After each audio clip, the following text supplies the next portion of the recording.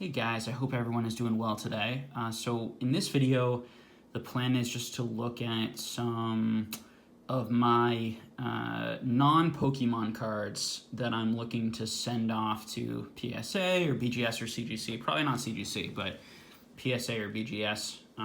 Probably PSA when the prices go down. And I thought it'd be fun to just look at some of the stuff I've been building up, some of the different categories of collecting I'm looking at. And just like look at some cards together. I'm planning on getting a big submission back from PSA, as well as I've been buying a lot of cards. One thing I want to share with you guys is that I'm actually buying more than I'm selling at the moment. And we can maybe get into that a little bit, but most of all, just relax and hang out and look at cards in this video.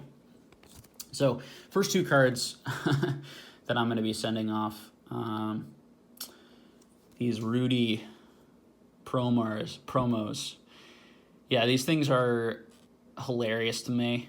Definitely I was just looking to get one of each. I'm going to be putting both in my collection.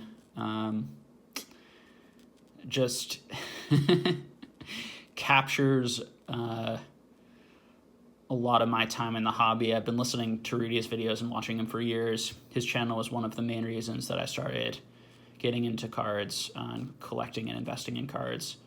And I just think the guy's super funny and enjoyable to watch. And that's why I got these. No sort of speculation play. I just enjoy them, and they're relevant to me as a collector in my experience in these card hobbies. So I'm definitely going to be looking to complete this MetaZoo set as more cards come out. Next thing to look at, and I also have a bunch of Pokemon cards that I'm going to be sending in, have some sitting here. Maybe we'll do that in a different video. So the next category of cards that I'm sending in are these ultra rare cards from Dragon Ball Z.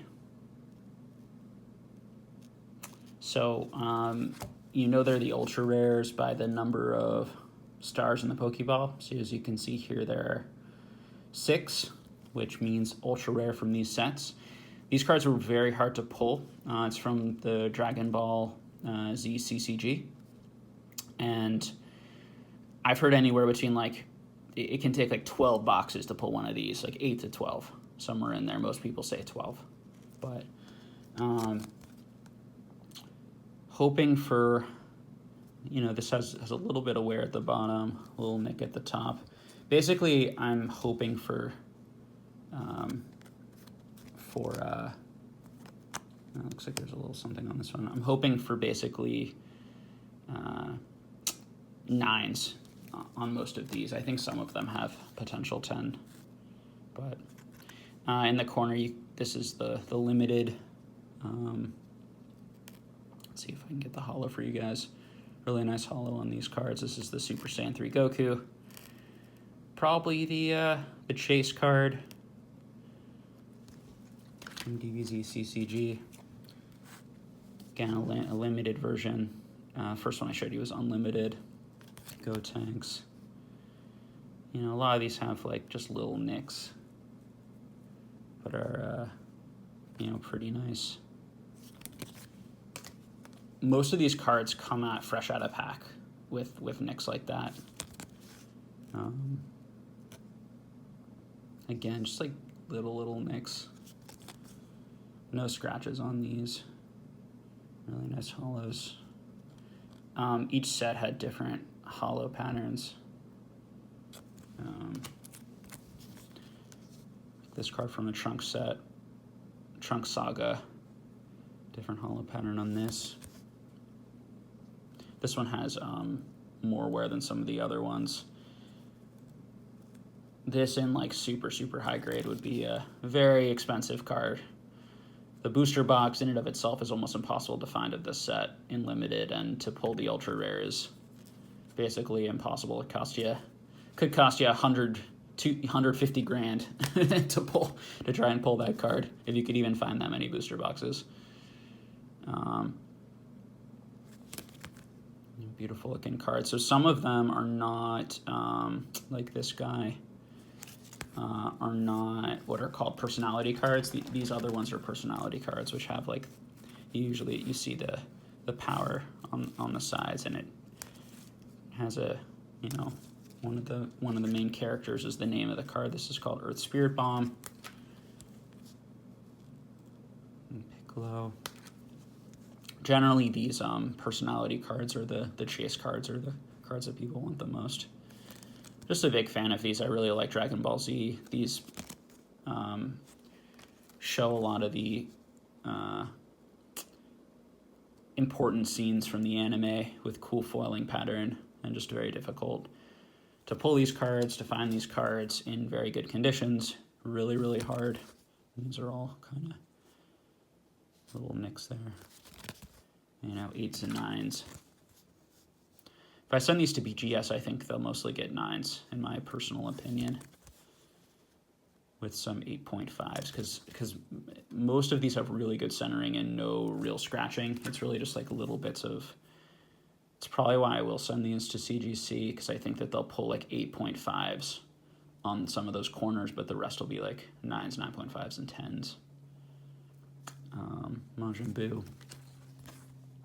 So some of these cards are what's called full foil, which means that there's basically more foiling on them than other versions. It's kind of hard to tell which ones are full foil and which ones aren't. It can be easier on some cards than other cards to tell. Let's see. But, generally the full foils versus the half foils, they're called. The full foils go for a little bit of a premium.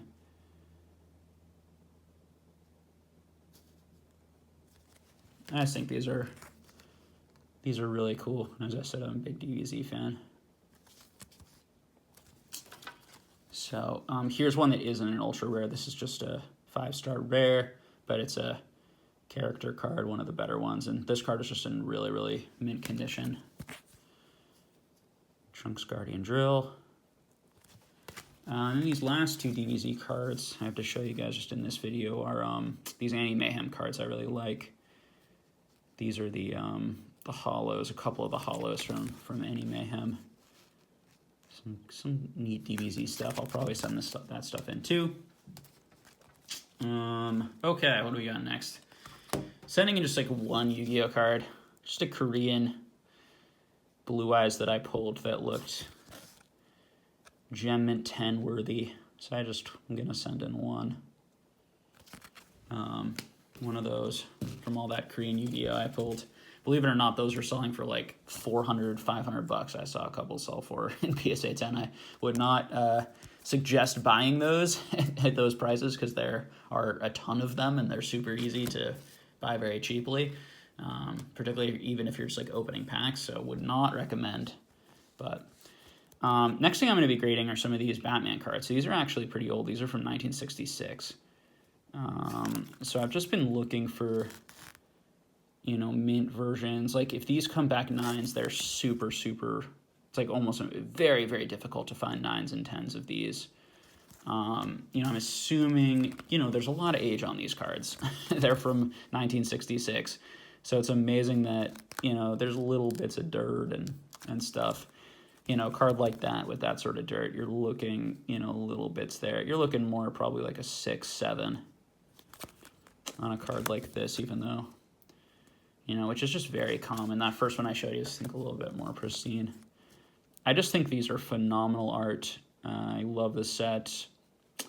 To me, just very, very undervalued. You know, you can pick up pretty large lots of these for, I think I picked up, you know, 200 for just, you know, $500, $600, and a number of them are in really good condition. If any of these grade 9s or 10s, it'll cover the cost pretty much.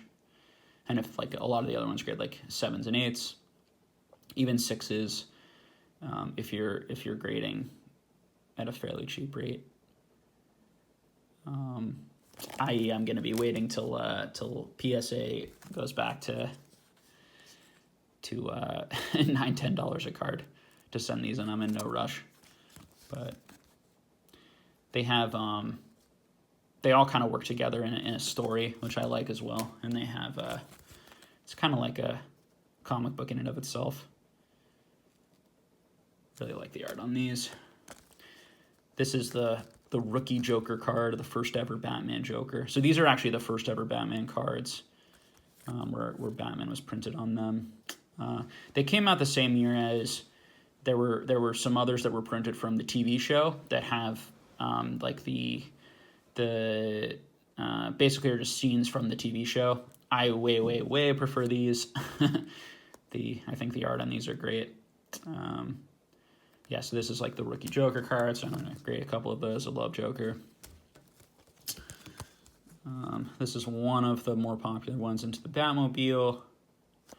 So I do have a lot of these already graded in PSA condition. I've been buying a lot of them. I do have a completed set of them, including like the chase cards, which are the number 1 and the number 2, or the number 1 card is Batman, the number 2 card is Robin, sort of like just personality cards where it's just Batman. It's called the Batman on it.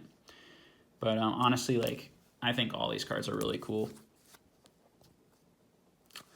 Love the art style, love the history.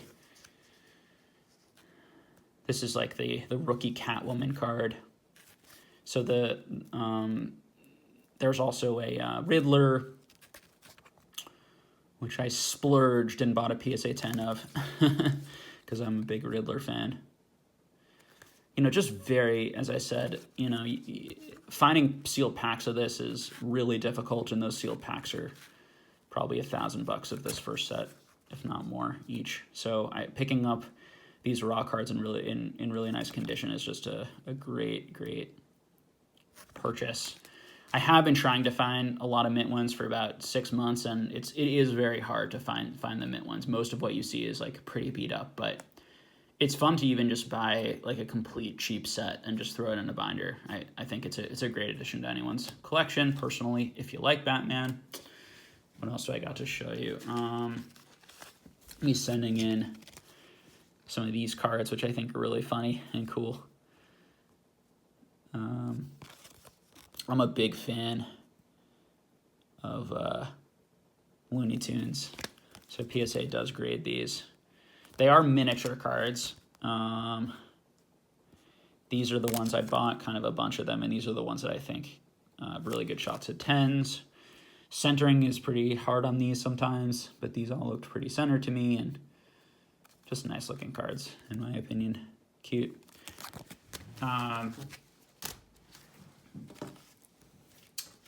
I think whether you're collecting or you know, trying to honestly make a little bit of money or invest in things that could potentially take off someday if cards do well, I think those are all decent, cool, affordable things. You know, again, you can buy complete sets of that, or I bought a complete set for $50-$60 of those. There's like 50 of them that come with it, and again, PSA grades them. I also like sports cards, which I don't talk too much on this channel, but this is one of my favorite sets as a kid. Super affordable. It's just the Fleer metal. And I bought a complete set of these, and some of them came graded, included the rookie Garnett, which Kevin Garnett, I'm a big Celtics fan, so I'm a big Kevin Garnett fan from his time here. But these are like the nuts and bolts cards. The first one I showed you was just the base, Magic Johnson, nuts and bolts, Anthony Hardaway, big fan. I just really like these cards. They're really cool. I think all these will get 10s. They all looked like perfect to me. You know, these are not going to be big money cards. There are tons of these, but I just want to add them to my collection. If I can grade them for like $7, $8, $9, $10 a piece, it's definitely cheaper to find them raw, mint, and grade them and get 10s, even 9s, than to buy them outright, where you're going to be paying maybe $20 a card, $30 a card. And then you got the Jordan. Jordan's going to go for more. Jordan's going to go for maybe 80 to 100. In a PSA 10, maybe a little more.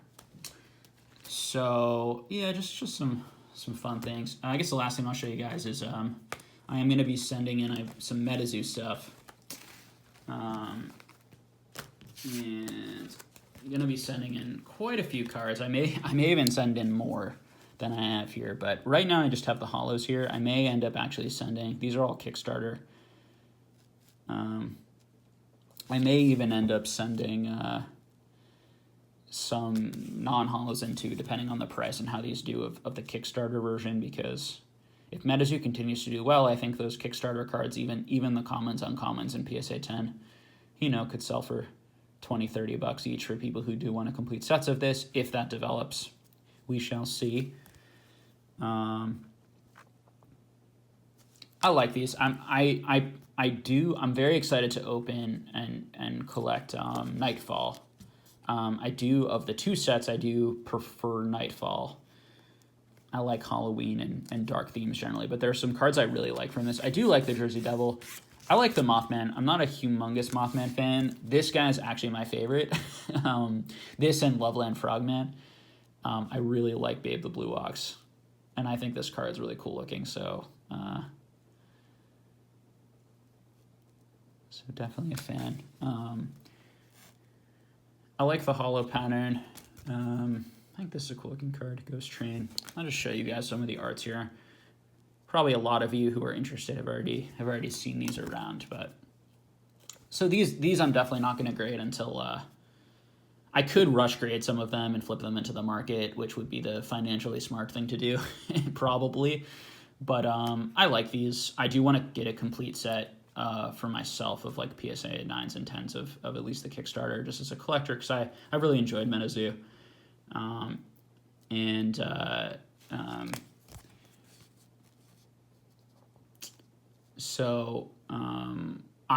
just going to be very patient, because I'm actually not going to be looking to sell these. I'm going to want to complete a set. I'm going to be looking to just wait and try to grade them for much cheaper than they are now. Bigfoot. So I got a lot of reverse holos. Reverse holos are just quite a bit cheaper to pick up, and I do like the reverse holos too, even though the full arts are obviously the chase. I don't like the full arts like much more than the reverse holos. I kind of like both. I guess I prefer the full holos on some things. Generally, when the full holos are really small like this, often I prefer the reverse holos are really small, because it's a small creature or small whatever, small design of the. I think some of them do look better, but some of them I think this is cool, reverse. For example, I guess this only comes in, to be fair, this only comes in reverse, but like some of them I think do look really cool in reverse. Fresno Nightcrawlers. Actually, I think this comes in full as well. Is that gold? Can't even tell. I know the gold ones come in full holos.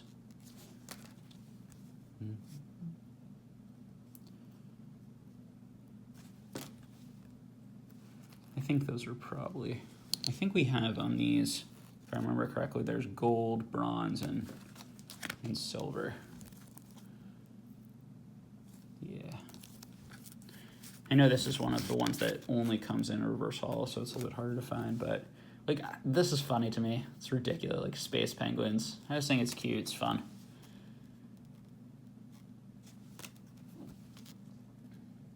Hoop Sneak, it's funny. Squonk, a couple of those. Descendants, so. A couple Kentucky Hellhounds.